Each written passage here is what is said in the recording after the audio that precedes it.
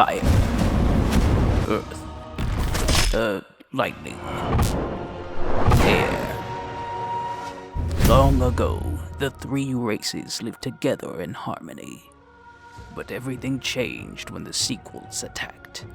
Only Blizzard, master of all things Starcraft, could balance them. But when the community needed them most, they scandaled. Months passed, and the community discovered a new way to revive the game: challenge runs. And although most of the interesting ideas have already been done, there's a lot to explore before the game is completely dead. But I believe challenge runs can save Starcraft.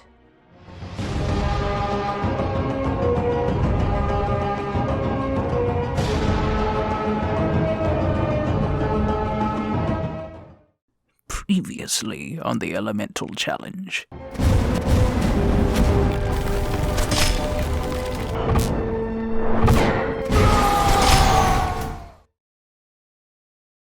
The rules are simple. Only use units that fly or hover in the air. Only use equipment and upgrades related to flying. For extra challenge, I won't use missile turrets since they're attached to the ground.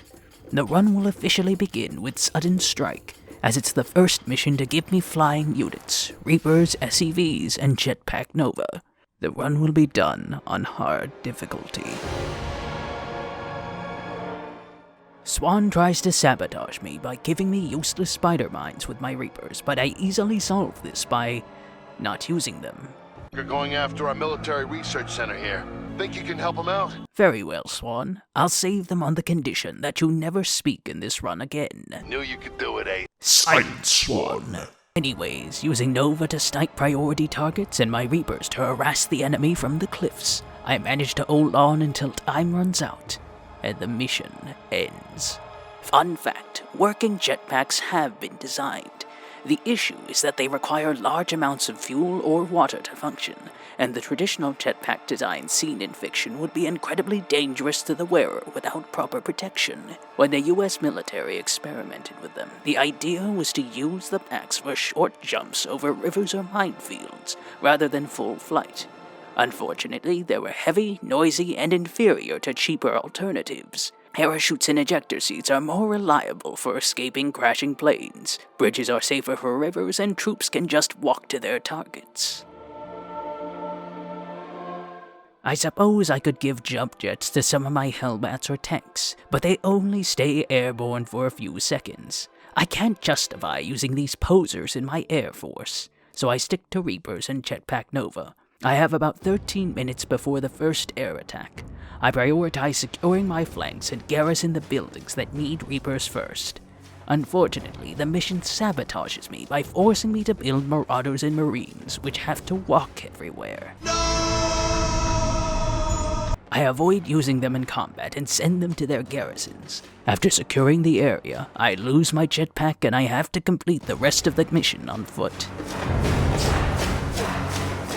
I get access to useful Banshees, and strike at the Zerg bases, taking out 4 hatcheries and nearly finishing off a 5th before the Tal'Darim arrive. Using a force of Banshees alongside Jetpack Nova, I hunt down the shield projectors. To weaken the enemy, I use Nova to lure the defenders out of range of their detectors, allowing my Banshees to strike with impunity. Afterwards, I finish off the remainder. To help defend my base, I build up a force of Reapers to serve as cannon fodder. To deal with Tal'Darim counterattacks, I either snipe the air units with Nova or lure them into the Zerg forces. Eventually, I take out each shield projector and the mothership heads for my base. Keeping Nova out of range of the interceptors, I repeatedly whittle away at it until it falls, ending the mission. Fun fact, while the idea of the helicopter dates back to Chinese bamboo copters, the first practical helicopter was the VS-300, which took off from Stratford, Connecticut in 1939. Designed by Russian-American Igor Sikorsky, the first flight lasted 14 seconds and served as the basis for future helicopter designs. The VS-300 is currently displayed in the Henry Ford Museum in Dearborn, Michigan. Night Terrors gives me access to useful Liberators. Using them to secure my perimeter, I send Jetpack Nova and her Banshee squad to push through enemy defenses. I also make sure to rescue several Umojan soldiers from living. The biggest threat during the extraction are infested banshees which repeatedly harass Nova, forcing me to spam snipe to bring them down. To bolster my defense, I use Reapers to mow down mass infected. Later on, I deploy my Liberators to mitigate my lack of anti-air. Eventually, I get enough terracine, and the mission ends. It's time for my least favorite Nova mission. Don't make me do it again, please. Not another word. To defend my base, I build a force of mass Liberators while pushing with Banshees and Jetpack Nova. Using my expert tactic of running away from my problems, I lure the enemy from their defenses and finish off the remainder. To make the Zerg attacks less painful, I prioritize taking out bigger threats like Nidus Worms and Brute Lords first. Eventually, I push my way to the final coordinate, and the mission ends. It's time for more Jetpack Nova. After getting into the compound, I take control of this random battlecruiser, which sadly can't fly inside the building. Nevertheless, I zoom through the vents to avoid the enemy and make my way to Davis's office. Stone shows up. For the mortal sin of being named after a rock, I beat him to a pulp and end the mission.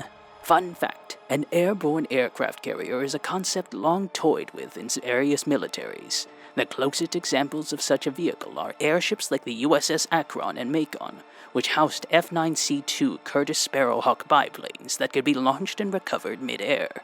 They were designed for naval reconnaissance and could scout above the open ocean for enemy ships. Unfortunately, the Akron crashed in April 1933 due to strong winds, while the Macon was destroyed by a storm in 1935.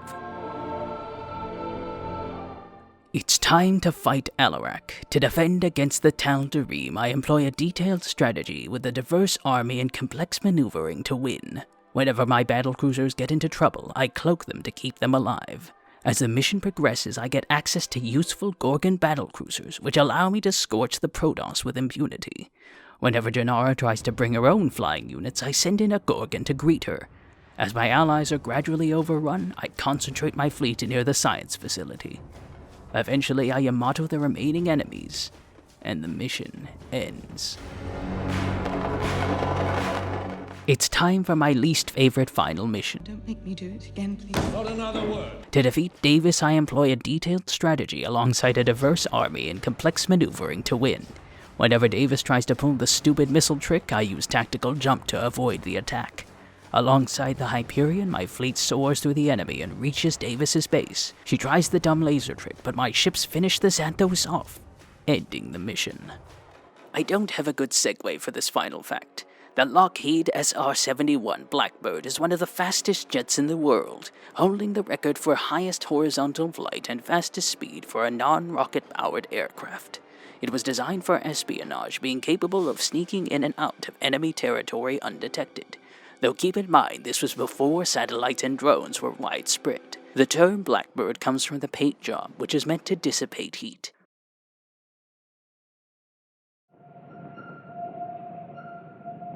November Terror. I knew your family when you were a child.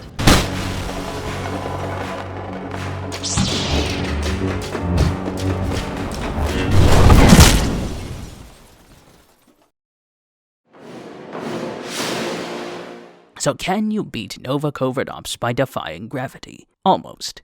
The first mission aside, the other 8 missions can be completed using units that fly or hover above the ground, even SEVs. This brings the total to 8 out of 9 missions, 88%. The anti-gravity arsenal is pretty well rounded.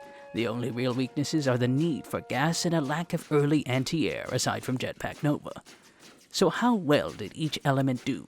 For Wings of Liberty, the Arsonist Arsenal worked for 15 out of 29 missions. For Art of the Swarm, the Mole Man Arsenal worked for 17 out of 27 missions. For Legacy of the Void, the Sith Arsenal worked for 16 out of 25 missions. And for Nova Covert Ops, the anti-gravity phase worked for 8 out of 9 missions. This brings the grand total to 59 out of 90 missions where I could use the chosen element to win.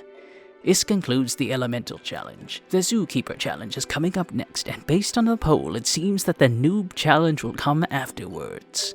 If you enjoyed this video, be sure to like, comment, share, subscribe, and bend your way to victory.